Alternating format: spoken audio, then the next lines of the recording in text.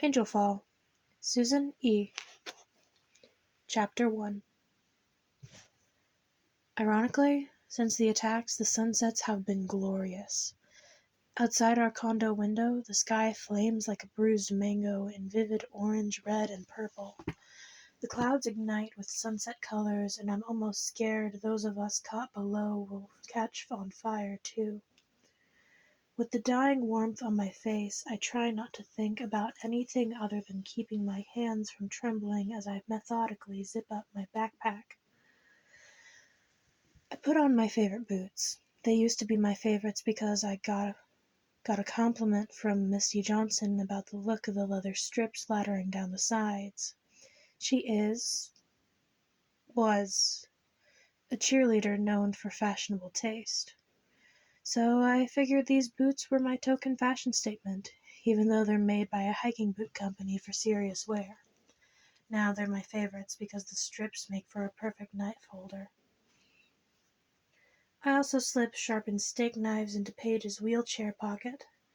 I hesitate before putting one into Mom's shopping cart in the living room, but I do it anyway. I slip it in between a stack of Bibles and her pile of empty soda bottles. I shift some clothes over it when she's not looking, hoping she'll never have to know it's there. Before it gets fully dark, I roll Paige down the common hall to the stairs. She can roll on her own, thanks to a preference for a conventional chair over the electric kind, but I can tell she feels more secure when I push her. The elevator is useless now, of course, unless you're willing to risk getting stuck when the electricity goes out. I help Paige out of the chair and carry her on my back while our mother rolls the chair down 3 flights of stairs. I don't like the bony feel of my sister. She's too light now, even for a 7-year-old, and it scares me more than anything else combined. Once we reach the lobby, I put Paige back into her chair. I weep a strand of dark hair behind my ear. With her high cheekbones and midnight eyes, we could almost be twins. Her face is more pixie-like than mine, but give her another 10 years and she'd look just like me. No one would even ever get us mixed up, though, even if we were both 17, but any more than people would mix up soft and hard, warm and cold. Even now, frightened as she is, the corners of her mouth are tipped up in the ghost of a smile, more concerned for me than herself. I give her one back, trying to radiate confidence. I run back upstairs to help my mom bring her cart down. We struggle with the ungangly thing, making all kinds of clinking noises as we wobble down the stairs.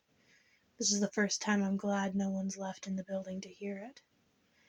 The cart is crammed full of empty bottles, Paige's baby blankets, stacks of magazines and Bibles, every shirt Dad left in the closet when he moved out, and, of course, cartons of her precious rotten eggs. She's also stuffed every pocket of her sweater and jacket with the eggs. I consider abandoning the cart, but the fight I'd have with my mother would take much longer and be much louder than helping her. I just hope Paige will be all right for the length of time it takes me to bring it down. I could kick myself for not bringing down the cart first, so Paige would be in the relatively safer spot upstairs rather than waiting for us in the lobby. By the time we reach the front door of the building, I'm already sweating and my nerves are frayed. Remember, I say, no matter what happens, just keep running down El Camino until we reach Page Mill. Head for the hills. If we get separated, we'll meet at the top of the hills, okay? If we get separated, there's not much hope of us ever meeting anywhere. But I need to keep up the pretense of hope because that may be all we have. I put my ear to the front door of our condo building. I hear nothing. No wind, no birds, no cars, no voices. I pull back the heavy door just to crack and peek out. The streets are deserted except for empty cars parked in every lane. The dying light washes over the concrete and steel with graying echoes of color. The day belongs to the refugees, and raid gangs. But at night, they all clear out, leaving the streets deserted by dusk. There's a strong fear of the supernatural now. Both mortal predators and prey seem to agree on listening to their primal fears and hiding until dawn. Even the worst of the new street gangs leave the night to whatever creatures may roam the darkness in this new world. At least, they have so far. At some point, the most desperate will start to take advantage of the cover of night despite the risks. I'm hoping we'll be the first so that we're the only ones out there. If for no other reason than I won't have to drag Paige away from helping someone in trouble. Mom grips my arm as she stares out into the night. Her eyes are intense with fear. She's cried so much this past year since Dad left that her eyes are now permanently swollen.